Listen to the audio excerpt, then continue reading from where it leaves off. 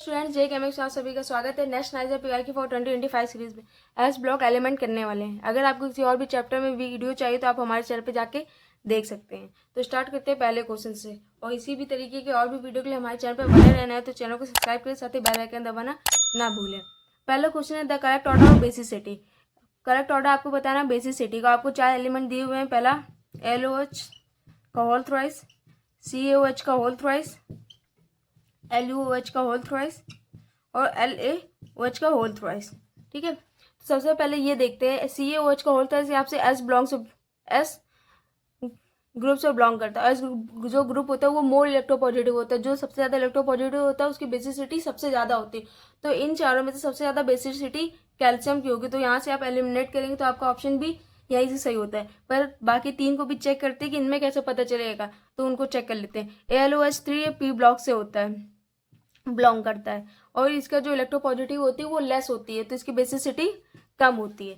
फिर बात आती है ल्यूथेनियम और लेंथेनियम की। ये दोनों ही लेंथेनियम सीरीज से ब्लॉक करते हैं, और लेंथेनियम सीरीज में लेंथेनियम टू ल्यूथेशियम जाने पे बेसिसिटी घटती है। तो सबसे पहले आएगा कैल्शियम हाइड्रोक्साइड, फिर उसके बाद आएगा आपका लेंथेनियम हाइड्रोक्साइड, फिर ल्यूथेशियम हाइड्रोक्साइड, एल्यूमिनियम हाइड्रोक्साइड। तो ऑप्शन बी आपका यहाँ से सही होता है। अब आते हैं क्वेश्चन नंबर 2 पे। क्वेश्चन नंबर 2 से पूछा the correct order of reactivity of the metal rubidium, barium, molybdenum and cerium. Barium, molybdenum and cerium. तो रुबिडियम और बेरियम, इनको देखिए तो ये सबसे ज़्यादा रिएक्टिव होते हैं, हाईली रिएक्टिव होते हैं, क्योंकि रुबिडियम होता है एल्कली मेटल और बेरियम होता है alkali earth metal, alkali earth metal. तो ये मोर रिएक्टिव होते हैं। तो सबसे पहले क्या आएगा आपका यहाँ पे, रुबिडियम देन बेरियम। तो रुबिडियम देन बेरियम, यहाँ से ऑप्शन ए सही होता है। तो रुबिडियम फिर बेरियम। और देखते हैं मॉलिब्डेनम और सीरियम में। तो मॉलिब्डेनम और सीरियम इनसे लेस रिएक्टिविटी शो करते हैं, while cerium have a more reactivity. ठीक है, तो सीरियम की मॉलिब्डेनम से ज़्यादा होती है, तो देन आएगा सीरियम फिर मॉलिब्डेनम। तो ऑप्शन ए यहाँ से सही होता है। क्वेश्चन नंबर 3 पे आते हैं। The correct statement regarding the halide and monoxide of the alkali earth metal is. आप क्वेश्चन नंबर 2 में देख सकते हैं कि आपका नेक्स्ट नाइजर 2024 में पूछा गया है, और इससे आपको 2 क्वेश्चन पूछे गए हैं एस ब्लॉक से। तो ये आपके लिए इंपॉर्टेंट चैप्टर है। साथ ही इसमें आपको अगर नॉर्मली चीज़ पता हो गई कि आपका कौन सा एलिमेंट एस ब्लॉक से कौन बी ब्लॉक से, तो आप इसको बहुत ही आसानी से कर सकते हैं। तो इसको आप अच्छे से पढ़ के जाएंगे। थर्ड क्वेश्चन, उसने करेक्ट स्टेटमेंट पूछा हैलाइड और मोनो हैलाइड का।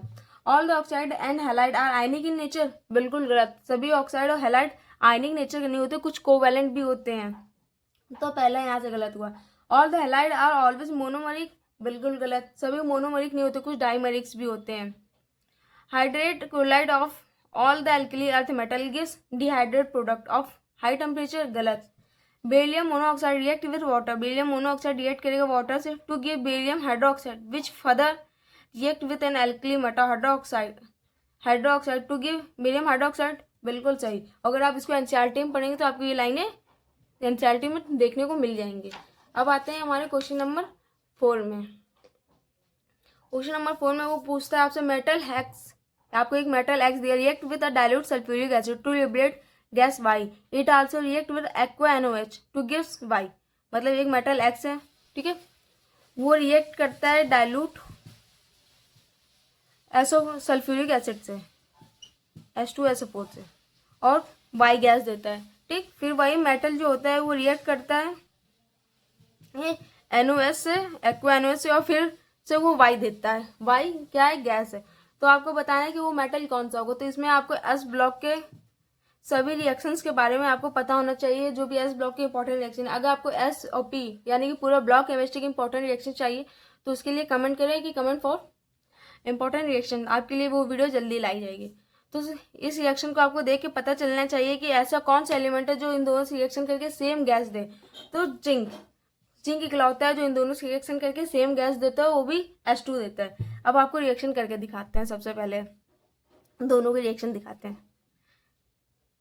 जिंक की रिएक्शन डाइल्यूट SO4 से कराएंगे तो आपका प्रोडक्ट बनता है जिंक सल्फेट। एक minute, zinc sulphate plus H2 gas बाहर होती है। फिर जिंक की रिएक्शन NOS से करवाते हैं, एक्वा NOS से, तो यहाँ पे 2 टाइम NOS लेते हैं और प्रोडक्ट बनता है NO2 ZNO2 प्लस यहाँ भी आपकी जो Y गैस है वो H2 है, तो यहाँ से ऑप्शन 3 सही होता है। Thank you for watching.